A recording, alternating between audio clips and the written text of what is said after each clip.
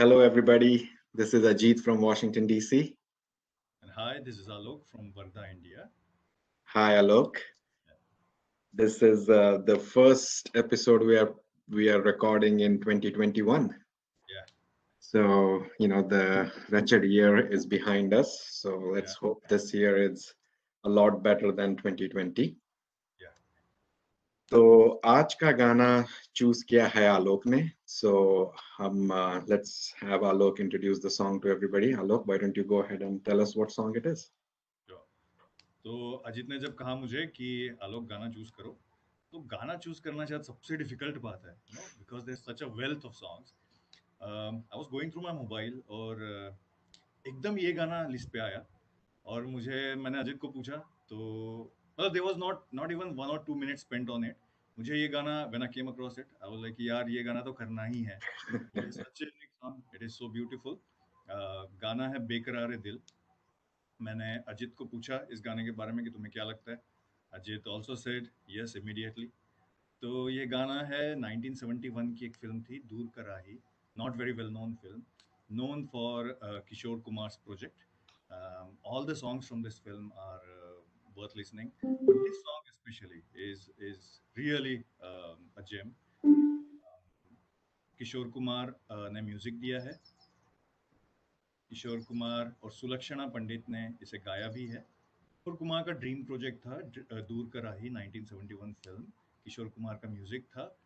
इस गाने को गाया है किशोर कुमार और सुलक्षणा पंडित ने, और गाने के बोल लिखे हैं इरशाद जलीली नाम के लिरिसिस्ट थे उन्होंने. ऑन स्क्रीन है किशोर कुमार खुद, अशोक कुमार और तनुजा. ये गाने का सेटिंग एक इंडोर सेटिंग है, और पियानो पे ये गाना अशोक कुमार बजा रहे हैं, गा रहे हैं, and then Tanuja joins him in between. ऐसा सेटिंग है. तो अजित, तुम गाना प्ले करोगे? Yeah, let's play the song.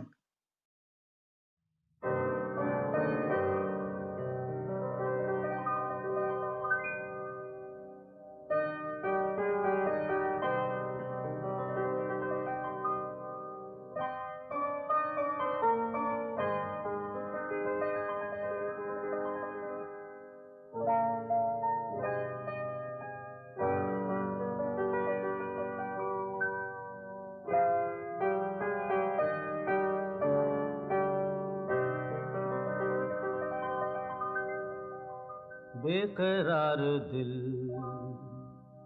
तू गाए जा,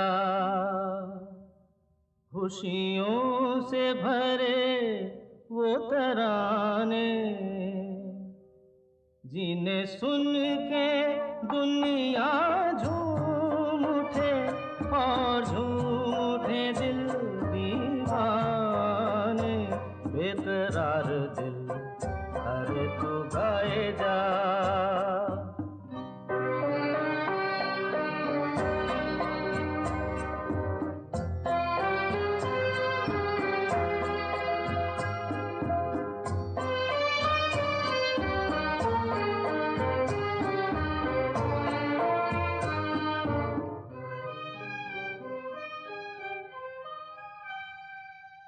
राग हो कोई मिलन का, सुख से भरी सरगम का,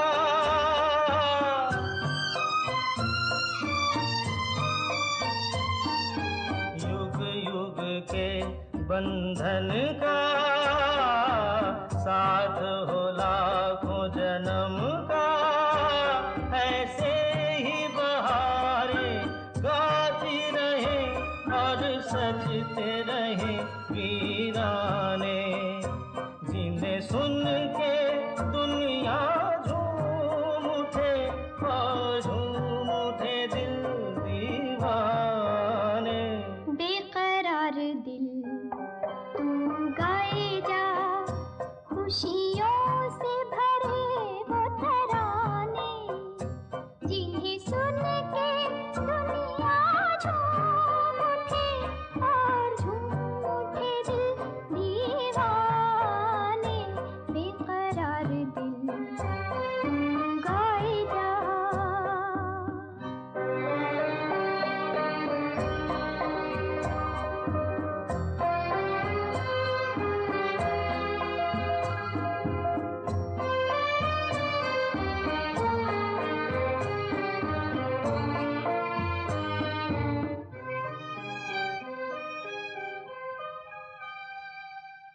रात यूं ही थम जाएगी, रुत ये हंसी मुस्काएगी।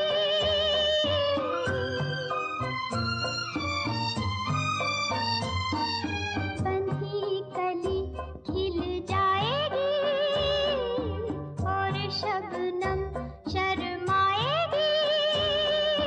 प्यार के वो ऐसे नगमे जो बन जाए अफसाने, जिन्हें सुन के दुनिया झूम उठे और झूम उठे दिल दीवाने। बेकरार दिल तुम गाए जा,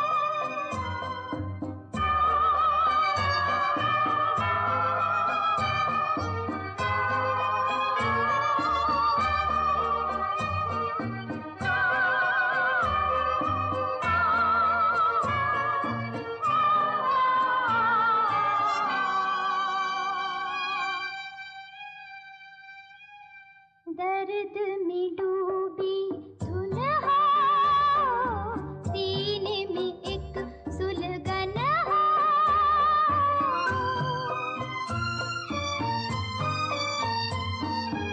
आंसू में हल्की चुभन हो, रहमी हुई धड़कन हो।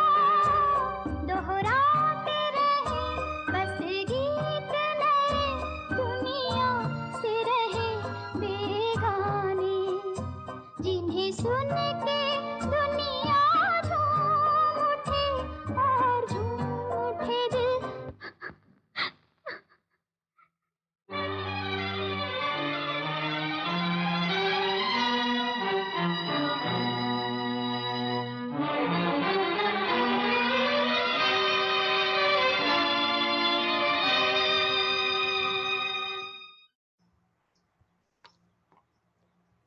कैसा लगा अजीत गाना? काफी सारे इमोशंस है इसमें। पहले तो there is sadness by the visuals. तो मैंने फिल्म देखी नहीं है तो मुझे पता नहीं क्या सिचुएशन है और क्यों हो रहा है जो हो रहा है स्क्रीन पे, but the words are hopeful, the words are about you know having a sad heart or a restless heart to keep singing, बेकरार दिल तो गाए जा. But what you see on the screen is pretty sad, like something traumatic has happened probably in everybody's life in the setting there. तो ऐसे mixed emotions आ रहे हैं ये देख के, but एक मेमोरी है इससे एसोसिएटेड? हाँ, तो कैसे था ना कि मुझे पहले किशोर कुमार के गाने तो काफी सुने थे, but I had never known Kishore Kumar as a composer.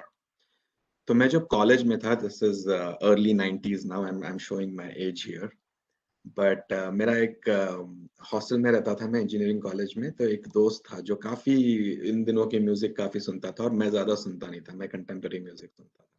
तो उसके पास एक ऑडियो कैसेट हुआ करती थी और वो ऑडियो कैसेट थी 2 फिल्मों की, एक थी दूर गगन की छांव में और एक थी दूर कराही।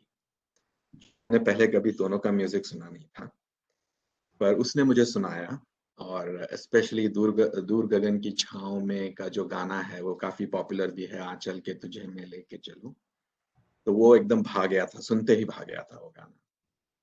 उसके बाद ये दूर कराही का दूसरा एक गाना था, ये गाना नहीं, जीवन से न हारो जीने वाले, जो भी इसी फिल्म का गाना है, वो भी काफी भाया था।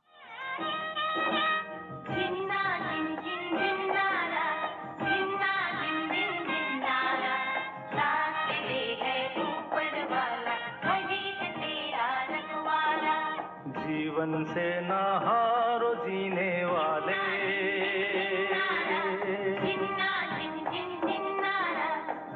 जीवन से ना हारो जीने वाले, बात मेरी तू मान अरे मत वाले। ये गाना भी सुना था पर तब उतना रजिस्टर नहीं हुआ था, तो वो एक मेमोरी है दिल में कि एक तो दोनों फिल्मों का टाइटल दूर से शुरू होता है. What do you choose a song? Are you same actually HMV की ये 2 फिल्मों की जो कैसेट थी, ah, गगन की छाया में और दूर का राही, somehow I think Akash, my elder brother, or dad got it early 90s, yeah. So, and I remember that Bekrare Dil, so Dur Karai was part B, side B of the cassette, yes, and yes. Bekrare Dil was I think the first song. तो वो पता नहीं क्या connection है, वो गाना सुना और आई वाज लाइक फ्लोर्ड, मतलब ऐसा लगा कि यार ये उस तब उम्र ही क्या थी यार, मतलब ऐसे 10-12 साल के होंगे जब सुना था, but still loved this song. और मतलब ये दोनों फिल्में मुझे लगता है as you said Kishore Kumar का म्यूजिक था, और दोनों इतनी म्यूजिकल फिल्में थी ना, एक एक गाना is like like a gem in itself. Yeah. तो और ये गाना तो मुझे लगता है वो ज़ेनिथ है उसका, मतलब वो ये है बहुत ही अमेजिंग है। और मतलब मुझे उस टाइम पे ऐसा लगता था कि यार ये कंपनी में काम करना कितना मजे का रहता होगा कि तुम लोग चूज कर रहे हो, क्योंकि सब गाने नहीं है, जब 2 फिल्में आती हैं तो सब गाने नहीं होते हैं ना, तो they choose the songs also. 10 गाने हैं एक फिल्म में तो कोई तो 5 या 6 गाने चुनते हैं, और फिर 2 ऐसी कौन सी फिल्मों को पेयर करना है वो लोग भी चुनते हैं। तो मुझे हाँ. वो बहुत अमेजिंग जॉब लगा, यार तुम्हें चूज करने मिल रहा है कि कौन से गाने जाएंगे कैसेट में, कौन सी फिल्में एक कैसेट में जाएंगी। तो Right. यूज्ड टू, और या हाँ, और जैसे तुमने कहा कि there are lots of similarities in both these movies and albums, right? If you look at the music also, there is a lot of, there's something distant about that music. There's a, feeling of wide open spaces. Um, there's a haunting quality to some of these songs. बिल्कुल। And of course, Kishore Kumar was a multifaceted personality. He was the producer, director, writer, composer, singer, actor for a movie. I mean, I don't think there has been anybody like that, at least in Hindi film industry, right? So अभी बात ही कर रहे हैं composition की, तो should we talk about the composer and the composition? And since you have a lot of knowledge of music and ragas, कुछ कहना है composition के बारे में? बहुत ही मतलब naturally one gravitates towards Kishore Kumar when one talks about this song, because he's everywhere. He's on screen, he's the maker of the film, he's maker of the song, he has sung this song, so he's everywhere. मैं इसके बारे में बाद में बात करूंगा कि मुझे इस किशोर कुमार के बारे में क्या अमेजिंग लगता है इस गाने के बारे में, how hmm. Democratic he has been, ऐसा मुझे लगता है, but we'll talk about it later. Kishore Kumar की 3 फिल्में जो मुझे लगता है एज अ कंपोजर बहुत मेन फिल्में थी, वो थी Jhumru, which came in 61, that was Right. music with him. I think that was one of the first films I remember of his। और उसके बाद फिर, so I think that was a big, everyone knows it, I think it's a Yeah. big, these two, the later ones, दूर गगन की छाँव में, which came out in 64, and दूर का राही, which came in 71, ये दोनों lesser known हैं। Hmm. और मुझे लगता है कि क्या पता किशोर कुमार की खुद की भी जर्नी हुई होगी, मतलब between 61 to 71, there's a decade of difference। Jhumru is very joyful, cheerful, Right. you know, the whole soundtrack is full of such songs। I think बस एक गाना है उसमें, कोई हमदम ना रहा, which is Right. the sad side, and this soundtrack is exactly the opposite of that। Opposite. Has full of sad songs, thoughtful songs, melancholic songs, and one song which is I think in Amit Kumar's voice, which is slightly joyful, cheerful as well। हाँ, तो अमित कुमार बच्चा भी है उसमें, and he actually acts in the movie too. Is that what I read online? Correct, correct, correct. Hmm. तो ये मुझे बहुत ही मतलब एक आर्टिस्ट की जर्नी में, शायद लास्ट इसमें भी हमने बात की थी, एक आर्टिस्ट की क्या जर्नी होती है, वो मुझे हाँ. किशोर कुमार की 3 फिल्मों की तरफ देख के लगता है कि 10 साल का डिफरेंस है 2 फिल्मों में, first and third film, and there's a world of difference, there's a complete turn between how he composed for that film and how he's composed for this film। yeah, तुम्हें क्या Right. लगता Yeah, and you mentioned it correctly. I mean, Kishore Kumar, I think, is a very complicated artist. है? बिल्कुल। क्योंकि एक उनकी image है जो सिर्फ गाने सुनते हैं उनके, उससे बनी है कि खुशनुमा गाने ही काफी ज्यादा है उनके, है ना, उसके लिए जाने जाते हैं। ऐसा नहीं कि दर्द भरे गीत नहीं है, but people mostly know for his yodeling and for his joie de vivre kind of personality overall. जो बात की उनके को सिंगर्स या कंटेम्पररी सिंगर्स के इंटरव्यूज भी देखो जो किशोरदा के बारे में बात कर रहे हैं तो mostly people are talking about how funny he was, how he would crack jokes on studio और इन द रिकॉर्डिंग स्टूडियोज. पर एक मुझे लगता है कि Kishore Kumar probably harbored a very some kind of sadness inside him. And as you said, this particular album and maybe even Dur Gagan Ki Chhaav Mein kind of was his way of expressing that. And I'm completely reading into it, completely speculating. I have no idea what happened really. But ek lag raha hai ki he was a troubled soul.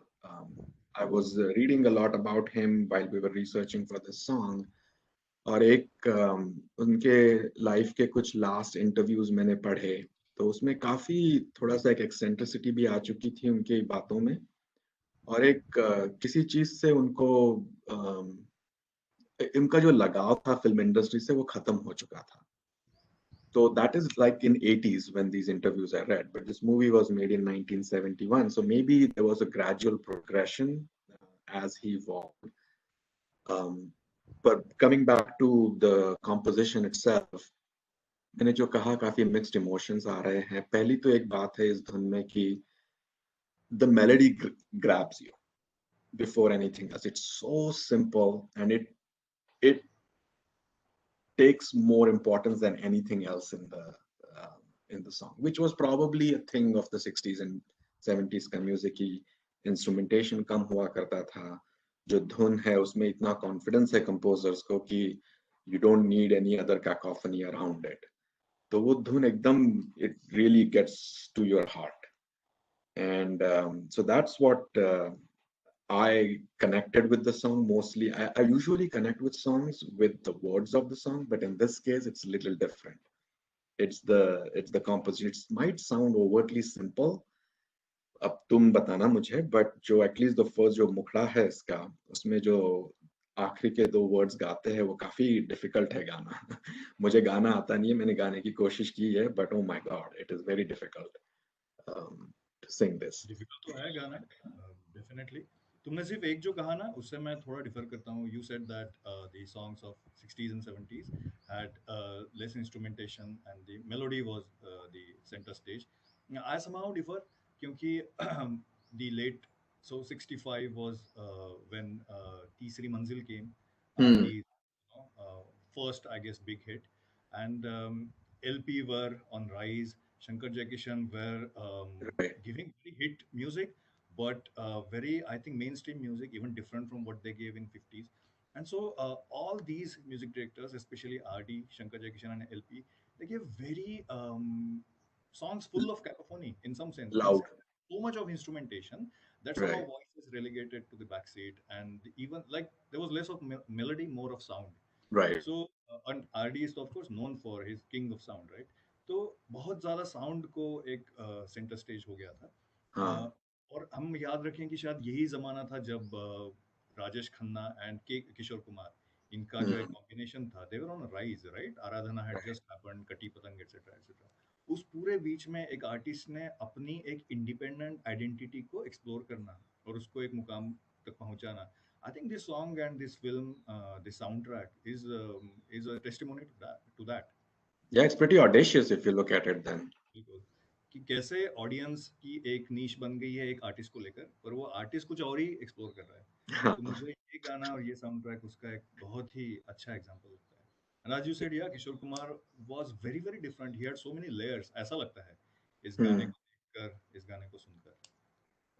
तो कहीं लगता भी है, I mean, when now that we're talking about it, we can talk about the lyrics a little bit also. कि जो पहले 2 लाइनें हैं ये गाने की, बेकरार दिल तू गाए जा, एक तरह से लगता है कि this is something which is talking about Kishore Kumar's state of mind, क्योंकि he was getting a little more, I mean, he was getting a lot more troubled as the years passed by. And towards, and as I said, I was reading some of his interviews, so when he came into the film world, he came from Khandwa, Madhya Pradesh, and his brother Ashok Kumar was an established star in Bombay already. तो जब किशोर कुमार आए बॉम्बे तो उनको पहले acting में लेके गए Ashok Kumar. He got a lot of acting opportunities, and Kishore, he himself says these in his latest interviews that he had no interest in acting, like zero interest. कि उनको बिल्कुल पसंद नहीं था. He would actually deliberately show up late on the sets so that he gets kicked out of the movies. And then he, once he established himself as a singer, got more as a singer, a lot more, and acting took backseat.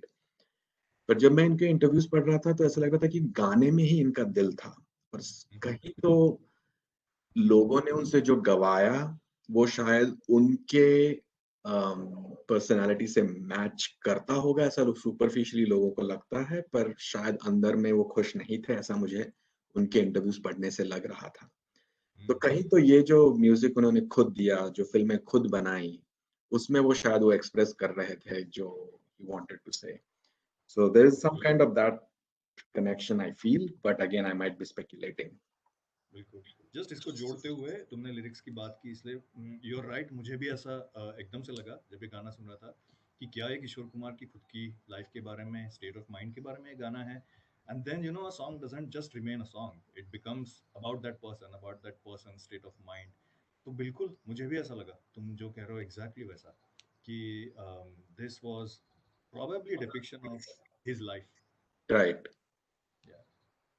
कि मतलब जो है ना कि बेकरार दिल तू गाए जा, खुशियों से भरे वो तराने जिन्हें सुन के दुनिया झूम उठे और झूम उठे दिल दीवाने. अब तुम देखो किशोर कुमार के सारे गाने यही करते हैं, है ना. दुनिया झूम उठती है, दीवाने दिल भी झूम उठते हैं. पर शायद उनको नहीं करना था ये, who knows. अभी तुम बोल रहे थे ना, तो मेरे को एकदम से लगा कि धुन कितना मैटर करती है. सी दीस वर्ड्स, बेकरार दिल तू गाए जा, खुशियों से भरे, this could be given a tune of a very frolicking song and it would sound completely different to songs for which Kishore Kumar is known by. और उसको ऐसी धुन दो तो एकदम तुम इंट्रोस्पेक्ट करने लग जाते हो. तो yeah, tune makes a lot of difference. The choice of instrument makes a lot of difference. What do you think the orchestration of this song? Do you have any thoughts about that? So it starts with the piano, like it shows on the screen also. And then I really love that little interlude that happens before the Antara begins. There's like a, like I know it's a cue for the singer to sing, but it's so beautifully blended in. And it actually, there's an anticipatory component to that little riff that they play before every stanza. And that kind of also something which I noticed and I really liked. And now whenever I listen to it, whenever that comes, I find myself doing it on my own as if I am. So I really like that. Yeah, you're right. Piano se shuru hota hai, and Ashok Kumar is on screen playing the piano. We'll come to that later when we talk about maybe picturization of it. पर वो जो गाना मैंने कल देखा, पहले भी देखा था पर कल ध्यान से देखा, तो उसमें looks like it's a Christian household, has a piano in home. There's a sign of cross very evidently placed in the frame. And I think Tanuja is also wearing a cross on her. Correct. और जब वो flashback में गाना दिखाते हैं तो she is in a western outfit. ऐसा लगता है कि मतलब इस गाने में वो साड़ी में है, पर जब याद दिखाते हैं तो पुरानी याद, तो she is in a western outfit. तो दिखाना चाहते हैं कि एक वेस्टर्न, शायद वेस्टर्न लीनिंग या क्रिश्चियन हाउसहोल्ड है. तो इस वजह से भी इसका मुझे लगता है कि piano, violins, this song is full of it. Actually it's a मतलब it's a joy for any violin player to listen to this song, कि इसमें कितने वायलिन्स हैं, कितनी हारमोनीज हैं वायलिन्स की. और मतलब I was again floored by the arrangement of this song. तुम्हें पता ही होगा, काफ़ी लोगों को पता है शायद, कि जो म्यूजिक डायरेक्टर्स होते हैं वो एक रफ गाने की धुन बनाते हैं. उसके बाद जो गाने को कनेक्ट करते हैं, स्थाई और अंतरा को, ये स्टांजास को जो कनेक्ट करने वाले इंटरल्यूड्स होते हैं, वो अरेंजर्स तैयार करते हैं. तो शंकर जयकिशन के अरेंजर्स हो गए हैं, और उनका यूजुअली नाम कहीं नहीं आता है. तो शंकर के अरेंजर्स थे, what beautifully, how beautifully they amalgamated the whole song together, all the Yeah, instruments together. It doesn't seem different, you know, ऐसा लगता है कि सब साथ में आ रहे हैं। साथ ऐसे में ही ही है। गाने के बारे में लगता है कि पता नहीं किसने अरेंज किया, शायद किशोर कुमार ने खुद किया होगा, पर नहीं तो I mean a big shout out for the arranger of this song, as you They said. are the unsung heroes of all songs. बिल्कुल। और इतने सुंदर तरीके से वो इंटरल्यूड्स, खास करके अंतराओं के बीच में जो इंटरल्यूड्स हैं, वो इतने अच्छे ढंग से सब ये किया है, इंस्ट्रूमेंट्स इतने अच्छे साथ में लाए हैं, और खास करके वायलिन, जो तुम बोलते हो ना, वो जस्ट बिफोर सुलक्षणा पंडित और किशोर कुमार स्टार्ट सिंगिंग अंतरा, वो जो तारारा तारारा तारा, Yes. वाह, वैसे लगता है कि यार क्या हो रहा है, मतलब हो सही जाता में। है। हाँ, और तुमने अरेंजर्स की बात की तो अभी it is so important, right? I mean, we overlook that. A lot of people overlook what arrangers or what these instruments are doing in a song. It's not only the dhun or the singing, but you inadvertently are sucked into a song because of how the instruments are playing with each other. Yeah. And especially if you think of 50s and 60s and 70s maybe not, but technology utni to advanced hoti nahi thi. So their arrangers are sitting in this one recording studio, and every instrument should be audible, should be, you know, present without actually dominating anybody else. तो वो भी एक sound engineers हो गए, arrangers हो गए, जो भी वो काम करते हैं, I mean kudos to them. So I think in this song also I find it very prominent, like every instrument has its place. Yeah. And no one is dominating the other. Of course, they're not all playing at the same time like LP's music is. So yeah, you're right. I mean, thanks for bringing the arrangers to this, because they really do not get the cred that they deserve for making these songs. First और second stanza के बीच में क्वायर भी आता है, and मतलब ये Yes. बहुत कम बार, I don't know, मेरे जानकारी में बहुत कम बार यूज किया गया होगा। और मतलब अगेन किशोर कुमार जिस सॉन्ग्स के वजह से जाने जाते हैं, उन सॉन्ग्स में तो ये सब इंस्ट्रूमेंट्स, ये सब ऐसा मैंने मतलब आई कांट इमेजिन। तो वो again it shows his versatility, और what kind of music, what kind of instruments may be appeal to him, ऐसा लगता है। तो अगेन Right. वो पार्ट जो है वो बहुत ही ब्यूटीफुली संग है। और जब एक और चीज, going back to the lyrics of this, मुझे तो, हमने इरशाद की बात की आपने, I really don't know much about this particular lyricist. कि ये फिल्म के अलावा उन्होंने और कोई फिल्में की है, उनके बारे में कुछ खास पता नहीं चला ऑनलाइन भी. या So do you know anything about this particular lyricist? हाँ, तो ऐसा है कि ये गाने के बारे में ना जब भी सर्च करें, ये एक्चुअली मुझे याद आ रहा है कि वो जो कैसेट थी उसमें भी लिरिसिस्ट का नाम था ही नहीं। तो आई हाँ, ऑलवेज वंडर्ड कि कौन है ये कौन लिरिसिस्ट। है? फिर I read some on some websites that may be Kishore Kumar himself wrote this song, तो देन तो उनके बारे में और रिस्पेक्ट बढ़ गया था। पर अभी जब चेक किया तो ध्यान में आया कि इरशाद जलीली नाम है, फिर इनके नाम से सर्च किया तो ऐसा ध्यान में आता है कि इस पिक्चर दूर का रही और किशोर कुमार की ही प्रोड्यूस्ड एक दूसरी पिक्चर कॉल्ड शाबाश डैडी, इन अच्छा, दो पिक्चरों के लिए उन्होंने सिर्फ लिखे, पर बाकी उनका कहीं भी कुछ नामो निशान नहीं है। तो अगेन मतलब लिखा कम पर क्या लिखा, है ना? है ना? Each song is full of meaning. Right. And so true. कैसे खो जाते हैं ये लोग, पता नहीं कौन थे, क्या रिश्ता था इनका किशोर कुमार के साथ, और कहाँ से आए? हाँ, कहाँ से आए, और फिर क्यों नहीं लिखा आगे कुछ, पता नहीं क्या हो गया, है ना? ये इन्होंने मतलब अभी जब क्योंकि साउंड ट्रैक की बात की और इन्होंने इतना कम लिखा है, तो एक्चुअली मुझे पता नहीं इस पिक्चर के सब गाने उन्होंने लिखे क्या, पर कुछ गाने हैं जैसे चलती चली जाए हेमंत कुमार की आवाज में। चली जा जिंदगी की डगर कभी खत्म न हो ये सफर मंजिल की उसे कुछ भी न खबर फिर भी चला जाए दूर कराही दूर फिर जीवन से ना हार जीने वाले, तुमने जिक्र किया उसका, हाँ, फिर खुशी दो घड़ी की, all the songs they are very, पंथी हूँ मैं उस पथ बनती का, हूँ मैं उस पथ का। ये सब गाने शायद उन्हीं ने लिखे हैं, इरशाद जलीली ने। और मतलब क्या लिखे यार, एक एक गाना क्या है उसका अर्थ, इतना गहरा अर्थ है। तो I या mean, it's our loss. काश उनको और काम मिलता, या बिल्कुल है ना? बिल्कुल, ऐसा लगता है कि जाके अब वो शाबाश डैडी जो ऐसे स्टूपिड नाम की पिक्चर लग रही है, पर क्या पता उसमें भी खास गाने हो, हो वो चेक सकता करने है, का। Right? And actually that's a testament to an artist, right, कि तुम या उनके दूसरे काम, you want to access those works. तो और मे बी जब जो भी ये वीडियोस देख रहे हैं उनको अगर किसी को पता है इरशाद जलीली के बारे में तो कमेंट्स में आप लिख सकते हो। बताएं। हाँ हमको भी पता चले कि कौन थे ये जनाब। हाँ। और एक मतलब मैं तो कह ही सकता हूँ कि मेरा संगीत का ज्ञान बहुत ज्यादा नहीं है। मुझे कुछ गाने हैं जो बहुत अच्छे लगते हैं, उसके बारे में ज्यादा पता है, पर ऐसी वाइड इन्फॉर्मेशन मेरी शायद नहीं है। इसलिए या anyone who knows about this would be very very happy to receive that information.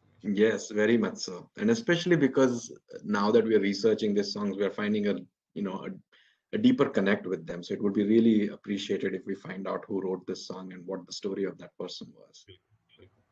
Ajit, एक कहना ऐसे चाहूंगा इस गाने के बारे में। ये हम्म, गाना जो है, ये है राग किरवानी। ऑफ कोर्स शास्त्रीय संगीत और सुगम संगीत, मतलब जो फिल्मों का संगीत है, उसमें हम किसी गाने को ऐसे एकदम वाटर टाइट कंपार्टमेंट्स में रागा में नहीं बिठा सकते हैं, बट मोर और less this song is can be considered of राग किरवानी। कीरवानी। यूजुअली राग किरवानी बहुत प्रचलित हैं, फिल्म म्यूजिक में बहुत पॉपुलर हैं, खास कोई और करके गाने हैं जो आप किसी पिक्चर का जो है ना, चलती चली जाए, दैट इज अच्छा, अनदर राग किरवानी भैरवी सॉन्ग। ये usually sad, sometimes romantic songs के लिए यूज किया जाने वाला राग है। अच्छा, and as you can hear it, it is a very beautiful song, a beautiful राग। और इस राग के जो भी गाने हैं वो ऐसा लगता है कि वाह यार, मतलब कहीं ना कहीं लग गए हैं दिल को। तो हम्म, वैसा ये है राग किरवानी का ये गाना है, ये बताना चाहता था मैं। या और एक चीज इस गाने के बारे में कहनी थी कि ये गाना सुन रहा था और ये गाने के बोलों से एक और गाना याद आ गया, which is actually could be considered the antonym of this song. Very similar lyrics. It is ए बेकरार दिल हो चुका है मुझको आंसुओं से प्यार। हाँ हाँ। तो क्या है, हम्म, मुझे खुशी न दे। तो इतना अलग है वो गाना। This is like the exact opposite of that song कि मुझे तू खुशी न दे नई जिंदगी न दे। It is so depressive, it is so like somebody who has given up on everything, and this song is the exact opposite कि बेकरार दिल, दोनों का बेकरार ही है, दिल रेस्टलेस ही है, पर हाँ, उसमें एक इस गाने में बोल रहे हैं कि तू गाए जा, you know, yeah, your job is to keep singing the songs of happiness and make the world a better place. And in correct, the other song, it's so defeatist. It was written by Kefi Azmi, I think, for Kora. But you know, I'm going on a tangent there. But kind of, if somebody has to pair these songs together and see two different moods. any songs you remember from other songs from बेकरार? मुझे एकदम से याद आया अभी तुम बात कर रहे थे तो बेकरार करके हमें यूं ना न जाइए, जाइए। ये हाँ, हेमंत कुमार हेमंत कुमार का आपको हमारी कसम लौट आइए। हाँ, वो थोड़ा हंसी मजाक क्या वाला गाना क्या है ना? बेकरार तो काफी क्या कह सकते हैं, पसंदीदा शब्द है शायरों का। बिल्कुल बिल्कुल। um, Do you want to speak more about Sulakshana Pandit? I would love to, but yes, you start. let's talk about the singers, and we talked a lot about Kishore Kumar, but why don't we talk about Sulakshana Pandit? Why don't you start? क्या बोले यार, मतलब मैंने थोड़ा सा search किया तो ध्यान में आया कि ये उसका शायद फर्स्ट मेन स्ट्रीम गाना है जो एक अडल्ट कैरेक्टर के लिए है। इसके पहले उसने चाइल्ड आर्टिस्ट के लिए आवाज दी थी, लता मंगेशकर के साथ गाया था उन्होंने वो गाना, शायद 67 66 में कभी सात समंदर पार से ये गाना था वो। बट शायद this is the first song when she sang for a leading voice, leading heroine. And had she become a heroine by then? Because I most don't think people so, know her as an actress, not as a singer. Correct, but she started off as a singer I think. As a singer. First film came later after Okay. this. Yeah, yeah. And again, I want to know how Kishore Kumar discovered her, and मतलब ये यदि पहला गाना है तो what a song she got, you know. Yeah, इसके बाद की उनकी डिस्कोग्राफी देखें तो बहुत गाने नहीं हैं इस लेवल के, या शायद इतने परिचित गाने। तो फर्स्ट गाना ही ऐसा मिल गया, तो और वो मतलब भी किशोर कुमार के साथ. बिल्कुल, बिल्कुल। And if you see, she has more words than Kishore Kumar in the song. Exactly, exactly. जब मैंने पहले वो डेमोक्रेटिक नेचर की बात की थी, तो मुझे यही कहना हाँ, था कि पहला गाना तुम किसी को दे रहे हो, आप खुद किशोर कुमार खुद एक एस्टैब्लिश्ड म्यूजिशियन हैं, सिंगर हैं, और आपने एक नई लड़की को इतना मतलब खुद से ज्यादा फुटेज इस गाने में दिया है। स्क्रीन पे भी देखोगे तो किशोर कुमार एक साइड में है, यू नो, द फोकस हाँ, is Ashok Kumar and Tanuja, and and when Tanuja, Sulochana Pandit comes, the camera is completely on Tanuja. So Tanuja, Kishore Kumar is just he's watching how right. the things are unfolding. वो खुद नहीं है, he is not the leading person. तो मुझे एकदम से लगा कि यार अगेन जैसे हम किसी आर्टिस्ट को देखते हैं और शायद वो सच में जैसे हैं, ये दो अलग अलग चीजें हैं। तो मुझे सुलक्षणा पंडित के बारे में कहना था कि उनकी जो आवाज़ है वो शायद फर्स्ट सॉन्ग है इसलिए फुल ऑफ इनोसेंस है। हाँ, आवाज़ का प्रोजेक्शन बहुत प्रोफेशनल ढंग से नहीं है, पर वो शायद एक रॉनेस जो रहता है फर्स्ट सॉन्ग का, इनोसेंस होता है, हस्कीनेस है उनकी आवाज़ में। तो हाँ, मैंने ये आवाज़, इस ढंग की आवाज़ बहुत अपीलिंग लगती है। ऐसा लगता है कि वो हमारे कान में गा रही हैं, hmm, हमारे लिए गा रही हैं, ना कि किसी रिकॉर्डिंग के लिए गा रही हैं। hmm. ऐसा मुझे सुन के लगा। तो I loved it. That is a very good point you make, and it doesn't sound as polished as a Lata Asha's voice, right? Of या those days. Um, but थोड़ी what ना we हाई नोट्स में थोड़ी unsure भी हैं, in the हाँ, sense जैसे high notes जाती हैं तो थोड़ा सा वो आवाज प्रोजेक्ट करने के बजाय फॉल्सेटो या थोड़ा सा कम कर लेती हैं ताकि आवाज परफेक्ट लगे, तो यू नो। हाँ, श्रिल न हो जाए कहीं. हाँ, हाँ। तो ऐसी चीजें जो है वो कई बार परफेक्ट ना हो तो भी अपीलिंग लगती हैं वो, तो आई ऐसा लव। लगता है कि जैसे चार लोग बैठे हैं और वो गा रही है ना? बिल्कुल, बिल्कुल, बिल्कुल। Um, Another thing that I don't know if it's Sulakshana Pandit or Tanuja, but the song ends that she has completely broken down and या something stops her from या singing. या Like she's remembered something really traumatic, and so that ending is also it's very sad या for sure. You don't know what has happened. I don't know what has happened because I haven't seen the movie. But how she gets from that word to just stopping the song is very dramatic. I haven't seen that much in a lot of songs. या बिल्कुल, बिल्कुल, I agree. मतलब वो जो hanging रखी है line, Mm, the last line is hanging, it's not complete. Again, that probably is in a way depicting the mood of the film, right. that there's a lot to be said, things are incomplete, जैसे होना चाहिए किसी person की life में वैसा नहीं है शायद, and hence the last line is kept hanging। इसके तुमने कहा ना वो इसका पिक्चराइजेशन भी जब है गाने में, तो एक जगह वो मेमोरी दिखा रहे हैं, याद दिखा रहे हैं तनुजा की, probably her prior days। तो उसमें the camera, she is always facing the camera, her lover, her friend, a partner, he's not facing the camera, he's Yeah, you immaterial। don't know who he is.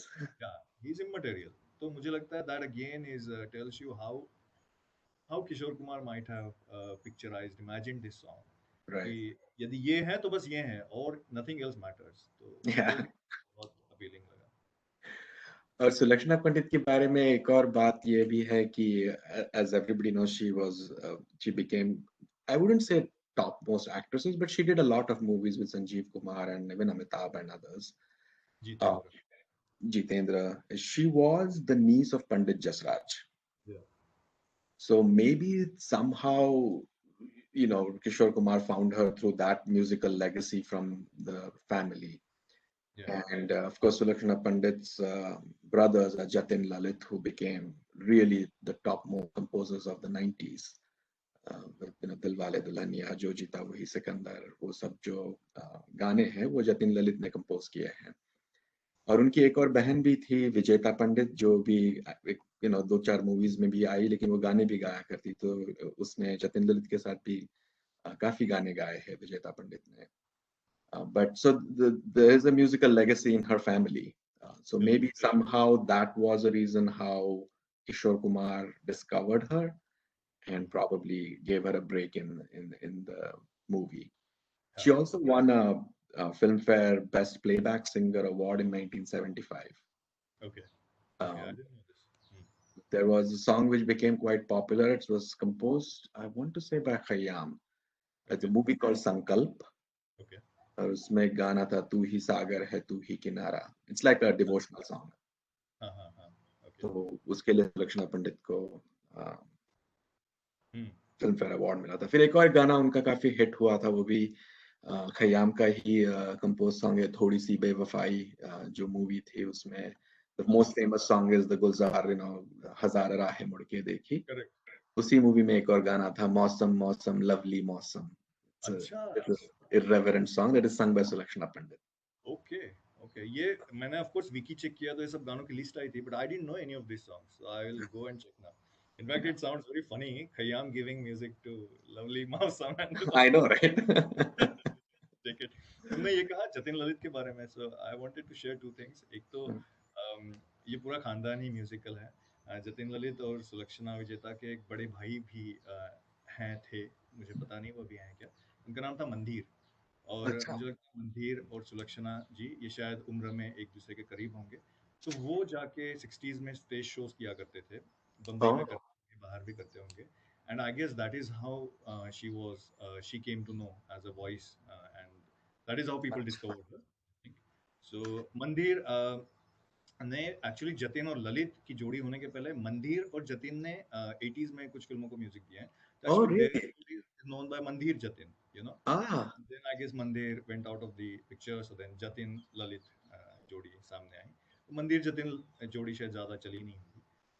दूसरी right. बात ये सुलक्षणा जी के बारे में और even विजेता जी के बारे में कि they were not very happy why Jatin Lalit did not repeat them in other I films. know. So in a way it tells you that there was less of nepotism happening in that family. Right. But yeah, one wonders why the brothers did not. घर में ही talent है यार, ले हाँ, लेते, एक दो गाने गवा लेते. सारे अलका याग्निक, कविता कृष्णमूर्ति के गाने हैं, हाँ, and correct. very तो few. I think Vijayata Pandit sings in कभी हाँ कभी ना में एक दो गाने गाए हैं. क्यों ना हम मिल के प्यार करें प्यार songs. करे जी. और ये गाना जो है खामोशी में जो गाते थे पहले अकेले, हाँ. आई थिंक उसमें Helen sings some of the alaap. तो उसके हेलन की आवाज को शायद इन्होंने ये दिया है सुलक्षणा जी या Vijeta ji, I am confusing. Right. The sisters has given That is from Khamoshi, right? The Manisha Koirala Salman Khan movie. music. Right. Yeah, Sanjay Leela Bhansali's correct. movie. What a great soundtrack that is, by the way. Yeah, yeah, It's a very non-typical Jatin Lalit soundtrack. yeah. Do you want to speak about the lyrics of the song? Yeah, lyrics के बारे में जैसे कहा ना कि जो visualization है और जो words है वो काफी as you said, it looks very traumatic what's going on in that setting, especially with Tanuja's past and what she is, where she is as her character in the movie. I don't know the backstory of it. But another thing that has happened with these lyrics is there have been some events in our current life in the world in the recent past which has caused a lot of restlessness in many of us, and for different reasons. In India you are seeing a lot of Kisan protests or whatever else is going on. Yahan pe there was an attempted coup in the last few days, and I was listening to this song, and really we won't admit it, but काफी सारे लोग कई चीजों से they have been restless, they have been anxious, they have been really on the edge. तो music तुम ऐसी मनस्थिति में सुनो तो कुछ अलग मीनिंग ले लेता है. तो जैसे मेरे लिए ये गाना थोड़ा सा अलग मीनिंग लेने लगा है, क्योंकि especially the last antara of this song, जो if I know the lyrics, it says दर्द में डूबी धुन हो, सीने में एक सुलगन हो, सांसों में चुभन हो, सहमी हुई धड़कन हो, दोहराते रहे बस गीत नए, दुनिया से रहे बेगाने, बेकरार दिल तू गाए जा, खुशियों से भरे वो तराने. तो ऐसा लगता है कि हाँ ये सब चल रहा है, पर somewhere music gives you solace, somewhere music gives you some kind of a calm, a meditative state which maybe other objects, other things around you are not able to provide to you. And this song has been very helpful for me, surprisingly, uh, Mm. in the last few days, especially that last stanza that I was saying. So Yeah. it touched a different chord in me when I heard it in the last few days. हम्म। बिल्कुल, मुझे लगता है तुमने जैसे कहा वैसे ही उन characters के लिए भी वो सैड हैं वो कैरेक्टर्स, ऐसा लग रहा है अशोक कुमार और तनुजा का, और उनके लिए भी कहीं ना कहीं ये गाना एक एंकर जैसे काम कर रहा है, ऐसा लगता है। Mm. It's the song is anchoring their lives, ऐसा लगता है। तुमने स्टांजा की बात की, मुझे हर स्टांजा, 3 स्टांजास हैं, हर स्टांजा की जो लास्ट लाइन है, मुझे the whole song is of course great, but each stanzas last line I feel it is very telling. क्या लाइन है? ऐसे ही बहारें गाती रहें और सच Such से they रहे वीराने। माय गॉड, मतलब so ये beautiful, में world of meaning, right? so beautiful. Yeah that one, then दोहराते रहें बस गीत नए, दुनिया से रहे बेगाने। That one, so that is the second stanza last line. और last stanza's last line is प्यार के यूं ऐसे नगमे जो बन जाएं अफसाने। तो मतलब यार, ये इरशाद जलीली क्यों नहीं लिखा इसने ज्यादा? Continue to write, you know. Please, logo, ढूंढो इन्हें, ढूंढो. Yeah. No, really, it is very therapeutic. और एक ये क्या कहते हैं कि it's almost like it's telling you a philosophy कि जो हो रहा है होने दो, कितना भी restless दिन हो, तुम गाते रहो बस, Yeah, yeah, yeah. और ऐसे गाओ कि तुमको खुशी मिल ही रही है, दूसरों को भी खुशी मिलती रहे. बिल्कुल, बिल्कुल। Yeah. मुझे एक बोलना था, मैं भूल गया एक्चुअली बोलने का, सिंगर्स के बारे में तुम जब बात कर रहे थे। मैंने ये जो हमने 3 फिल्में किशोर कुमार एज अ म्यूजिशियन की डिस्कस की, झुमरू, दूर गगन की छाँव में और दूर का राही, you will see that Lata Mangeshkar doesn't feature for In any any of of them. this, yeah. And I was wondering why, और ये मुझे तब से लग रहा है कि जब हर कैसेट में, मतलब जब मैं बच्चा था तब से, क्योंकि हर एचएमवी की कैसेट में, हर साउंड ट्रैक में लता मंगेशकर वाज वो स्थायी हैं, And वो है that, ही, इसे मान के चले, except OP Nayyar films. right. और किशोर कुमार और लता मंगेशकर की रिलेशनशिप भी बहुत अच्छी थी गहरी फ्रॉम थी. दैट। पर जब खुद की फिल्मों को म्यूजिक देने की बात आई तो क्यों नहीं लता को लिया, ऐसा मुझे क्यों लगता नहीं है। लिया, पता नहीं. उन्होंने आशा को बहुत गाने दिए, उन्होंने उषा मंगेशकर से 1-2 गाने गवाए, तो ऐसा भी नहीं मंगेशकर फैमिली से कोई प्रॉब्लम है, बट लता से नहीं गवाए। लता से नहीं गवाए. सुलक्षणा पंडित को लिया, अभी माने तो ये ऐसे टेक्निकली एकदम लता काइंड ऑफ सॉन्ग है, इट्स Very much. या स्लो सॉन्ग, नाइस सॉन्ग, पर नहीं लिया उन्होंने, किसी नई आवाज को लिया, तो मुझे ये बहुत अच्छी बात लगी, क्योंकि इतना हाँ. टॉल प्रेजेंस यदि किसी इंसान का होता है जैसे लता मंगेशकर का रहा है, तो चीजें थोड़ी डेमोक्रेटिक नहीं होती है ना, दे हाँ. Are centred around one person. तो मुझे लगता है वैसे ही हिंदी फिल्म म्यूजिक के बारे में हुआ था, कि Lata Mangeshkar as female voice और Kishore and Rafi as male Right. Voice, the whole industry was centered around them, and it was less democratic in that sense. So Right. एक ऐसा गाना, इतना अच्छा गाना, एकदम नवोदित कलाकार को आप देते हैं, तो बहुत अच्छा लगा कि इससे ज्यादा डेमोक्रेटिक और क्या हो सकता है ना? Yeah, right. No, that's a very good point. क्योंकि as you said, लता तो हर जगह थी. She was omnipresent. So I also noticed that she does not feature in any Kishore Kumar composed albums Yeah, at yeah, all. Period. yeah. Which is okay. Not that they had a bad relationship, as you said. They had a good relationship. Yeah, very good relationship.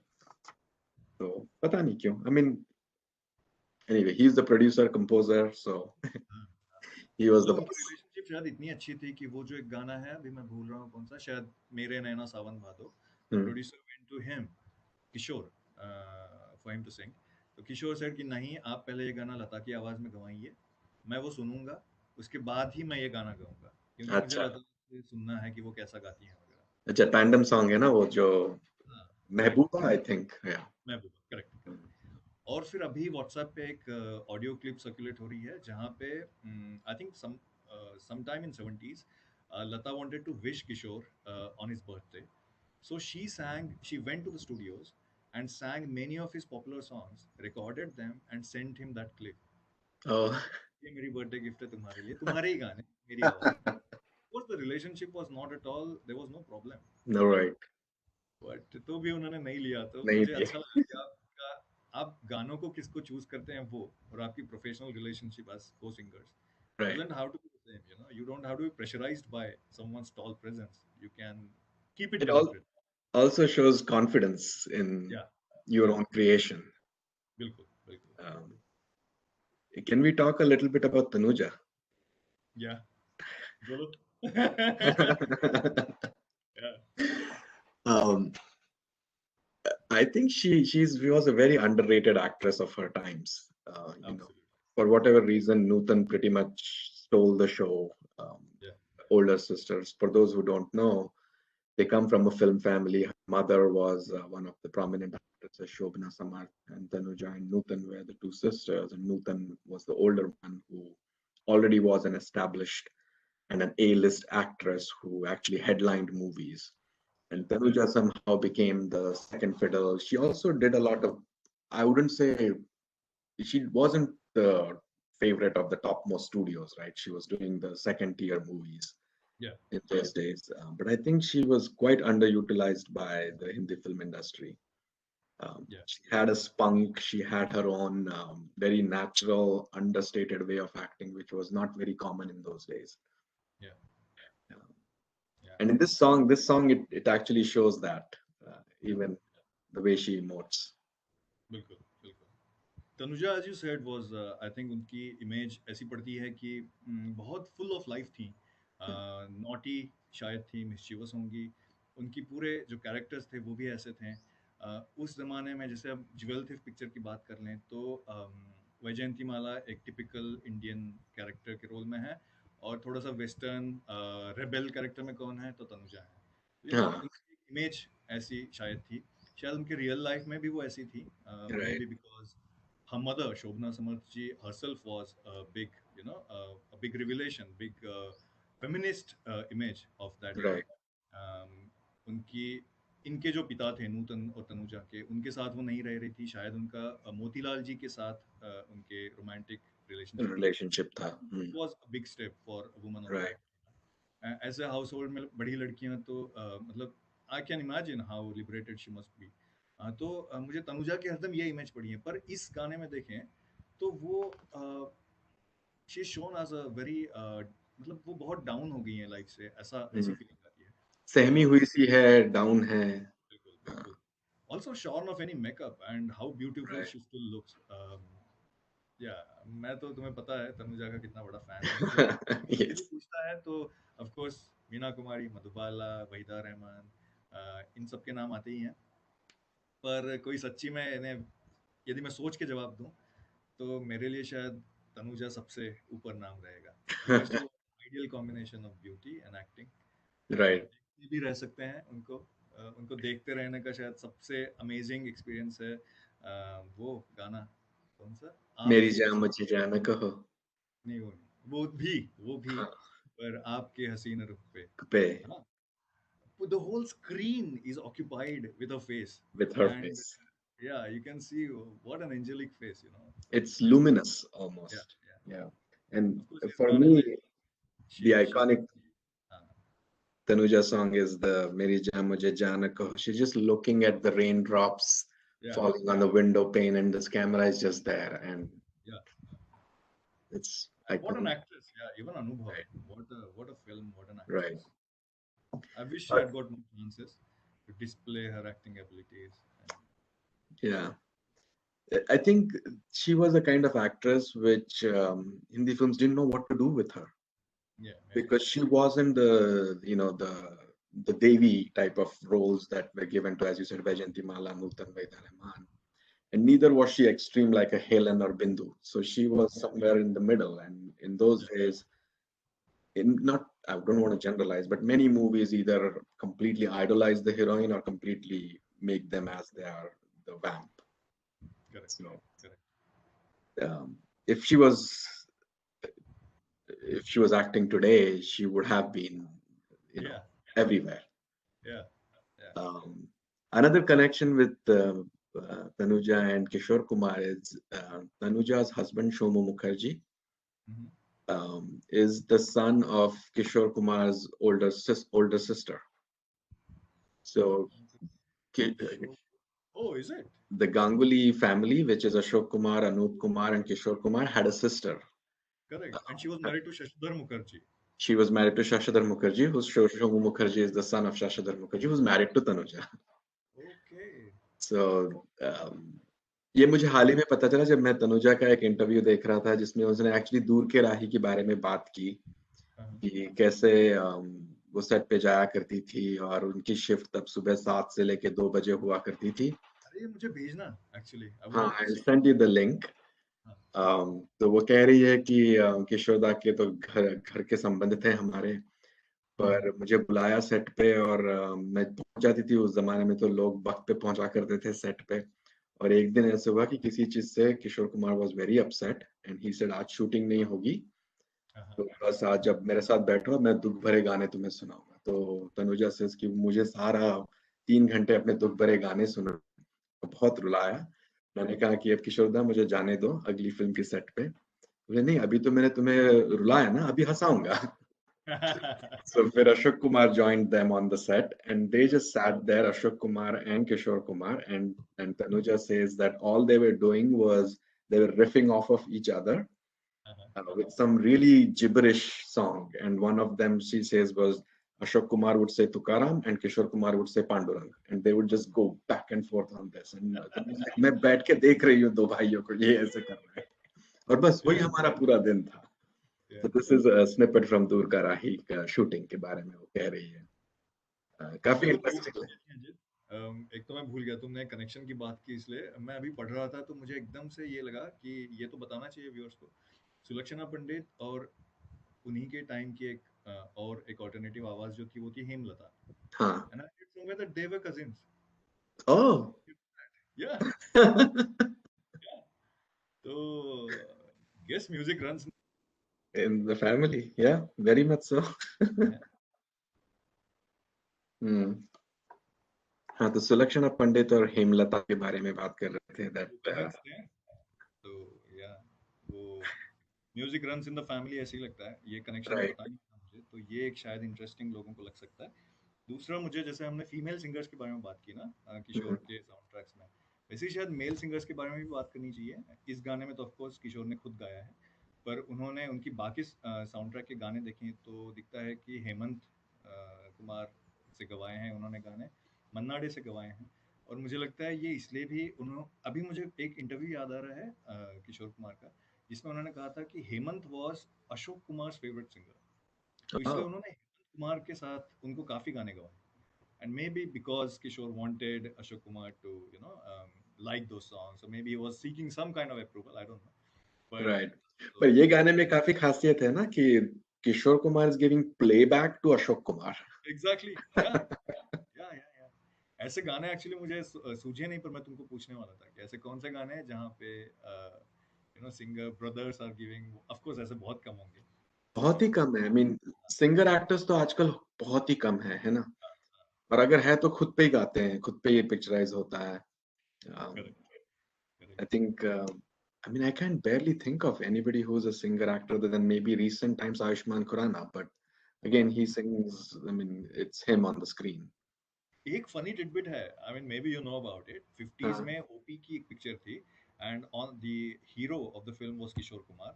So of course OP had to make Kishore Kumar sing his own songs, but Kishore Kumar was late for recording. OP Okay. Of course had high tempers, so he got very angry and he made Rafi sing for Sing Kishore. for Kishore. Yeah. So Rafi was the voice of Kishore on screen. Can it Oh get my weirder God. than that? I don't know this song. I don't know this song. This Yeah, is such I a don't great know it. But Kishore trivia. Kumar. But it shows who's the boss, right? Yeah. Yeah. With OP, he was always the boss. He's always the boss. And उसकी बात की तो हम, I think we should pick some of OP's songs in our episodes because very few people know that he was the only music director of that era who was of the top of his game without giving a single song to Lata Mangeshkar. Yeah, absolutely. No other composer could achieve that ever. बिल्कुल. In fact, everyone else was expendable for OP. मतलब OP and OP ने रफी को भी, Rafi was the mainstay of OP's songs.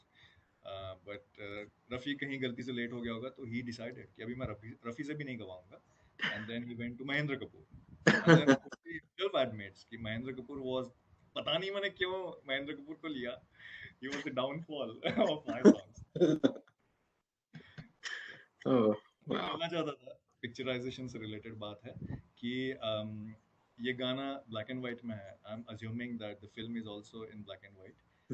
तो this is 71 film, and colored films had started coming in Had already arrived. early 60s. बड़ी बड़ी फिल्में colour में आने लग गई थी. In fact I read somewhere that Dev Anand, Raj Kapoor and Dilip Kumar, all of them made it a condition कि हम किसी भी ब्लैक एंड व्हाइट फिल्म में काम नहीं करेंगे. अच्छा. Which is why there was such a like tremendous shift from and fast shift from Right. black and white to color. पर 71 की फिल्म ये ब्लैक एंड व्हाइट में है, तो पता नहीं Yeah. किशोर ने क्या सोचा होगा. Maybe he wanted the mood of the film to be stark and wanted it to be picturized as such. I think it's more budgetary and financial constraints because उस जमाने में प्रोसेसिंग के लिए शायद बाहर भेजा करते थे फिल्म्स, या काफी महंगी हुआ करती थी फिल्में जब कलर प्रोसेसिंग करनी है.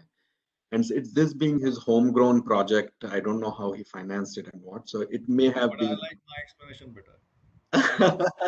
Okay, let's go with your explanation better. It fits with the mood of the cinema. Let's go with that. Yeah. Yeah. Let's not make it so cut and dry and business-like. Yeah, budgetary बोलो तो एकदम ही ये हो जाता है, management decision. Yeah, no. हाँ. What amused me of this was again going back to Ashok Kumar with the voice of Kishore Kumar when Kishore Kumar is in the frame. Yeah. So Yeah. it's Yeah. not like Kishore Kumar is not in the movie; he's there. Yeah. It's always interesting to for me to see people playing instruments on screen. क्योंकि थोड़ी जानकारी है तो one wants the actors to do a good job of playing an instrument. So I was watching very keenly how Ashok Kumar is playing piano. बहुत common mistake ये होती है कि गाने में सुर है ऊपर का और बजाने वाला एक्टर जो है वो नीचे की पट्टी में नीचे बजा वाली रहा है, keys बजा रहा है. Lower notes. तो he did a good job यार, मतलब Yeah. he's playing exactly where the notes are playing in the song. But he starts off very well, then of course then it gets derailed. तो मुझे लगता है उन्होंने acting जो practice की होगी ना, उसमें शुरुआत की इसमें बहुत फोकस किया होगा. बाद में दिन में it goes haywire. The notes are playing in the song जैसे ऊपर की notes हैं and he is playing in the lower octaves. And so in the lower keys. तो yeah. And you know that you mentioned this, and we take this almost as if part of suspension of disbelief when we are watching cinema. Like we Yeah. see the Rishi Kapoors and everybody playing guitars on them. They're just nobody's Yeah. doing it well, but we accept it. We go along with it. Yeah. And the worst is when like on screen there's some instrument you can see that it's a different instrument, but the sound of the instrument is something else. Something It's else. another instrument. How can you do that? मतलब नहीं हो सकता ये. इतना disbelief नहीं करना हमको. इस फिल्म का तुमने पोस्टर देखा होगा तो मुझे वो this I think a distant shot. It's a hand painted poster and Kishore Kumar I think his character is sitting on a horse. Right. वो पोस्टर देख के मुझे डॉन क्विहोटे की याद आई उस नॉवेल की. Ah, You know, an eccentric person in search of life. right. I don't know why. As you said, I mean, पहले तो मुझे लगता है कि वो जो तनुजा का इंटरव्यू है, तुम प्लीज उसकी लिंक भेजना और Hmm. maybe also put in the descriptor of this. Yeah, we will. Yeah, it'll be very interesting. I was thinking that all these इरशाद जलीली के इससे जो हमारे बोलने में आया वो अभी इस गाने से रिलेटेड काफी सारे लोग अभी नहीं रहे हैं, right? Yeah. So one wants to know. I hope people go and talk to Amit Kumar about this particular song or this Right. particular or Tanuja about this specific song and film. How was it filming this song? What was the storyboard like? You know, in Right. Kishore Kumar's mind. I'm sure she doesn't even remember, but at least someone should try. Right. It's so interesting and a great service for anyone to chronicle these things. Usually फिल्मों को और film music को ऐसे मतलब you know it's looked upon as if it's not good enough, but it is such a big part of our culture. तो मुझे लगता है कि Right. बहुत तुमने जैसे कहा किशोर कुमार के बारे में और जनरल सॉन्ग के बारे में, ये गाना सुनते हैं और फिर किशोर कुमार की एक प्रोड्यूसर और डायरेक्टर की लाइफ देखते हैं, फिल्मोग्राफी देखते हैं, तो ऐसा लगता है कि यार this person was so full of he is an intriguing personality. Mhm. बहुत मिस्टीरियस है, बहुत सारी लेयर्स हैं. ये गाना इतना सैड है, सॉम्बर है, और क्या चल रहा होगा उनके माइंड में? Is it Right. A reflection of what was going on in his life? Melancholic थे एज अ पर्सन, या बहुत चीयरफुल थे, या दोनों कोएग्जिस्ट करती थी पर्सनालिटीज वगैरह वगैरह? तो बहुत कॉन्ट्रास्ट लगता है ना। मतलब एक्सेंट्रिक तो नहीं कह सकते किसी को भी, पर कॉन्ट्रास्टिंग लगता है ये हाँ, दो conflicting चीजें कैसे एक ही पर्सन एक में। एक पर्सन में हो सकती है। और फिर मतलब सैड भी लगता है इन अ वे कि उनकी शायद जो ओरिजिनल पर्सनालिटी होगी उसको उनको एक्सप्रेस करने का मौका नहीं मिला, but then one feels happy also that at least he produced this few gems. Gems. या तो इस गाने हाँ, के बारे में लगता है कि जरूर जाके ये फिल्म देखें। You know what a star cast also, right? Ashok Kumar का। Right, And now I'm going to go back whenever I find time. I will check out this film. Right, same here. Going back to what you said about Kishore Kumar, उनका उनके interviews at least towards the end of his life, I got a feeling, और वो कहते भी है बार बार कि वो ऊब गए हैं बॉम्बे में रहने से। Like he was fed up of the industry. Looks like he was a bit friendless also in the industry at that time, or maybe he had given up on people. He wanted to go back to Khandwa, his hometown in Madhya Pradesh.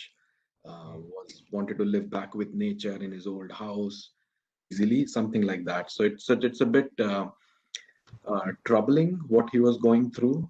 Again, this is the 80s, late 80s, when this interview was recorded. This is an interview with Pritish Nandi. अच्छा. It's a print interview. तो पता नहीं, ये सब जो गाने मैं सुनता हूँ अभी, तो again these are from 70s, but again as an artist maybe there was some kind of a thirst in him which the regular pop music that he was recording didn't probably satisfy that thirst that was inside of him. And don't know, again we can only speculate, but there was something definitely which was unfulfilled in him is what I get from his interviews, from the kind of music he was creating for himself. Yeah. हमने काफी बात कर ली ये गाने पे. कितना song है? We have spoken for over an hour. पता ही नहीं चलता यार. I hope the viewers also like. Yeah, एक गुजारिश है आलोक, ये गाना तो as you say you love this song so much, तो थोड़ा गाओगे before we close, and can we close with you singing maybe the Mukhda and whatever, however what you want to sing? Okay, sure. Why don't join? you? No, I will listen. बेकरारे दिल तू गाए जा, खुशियों से भरे वो तराने, जिन्हें सुन के दुनिया झूम उठे और झूम उठे दिल दीवाने.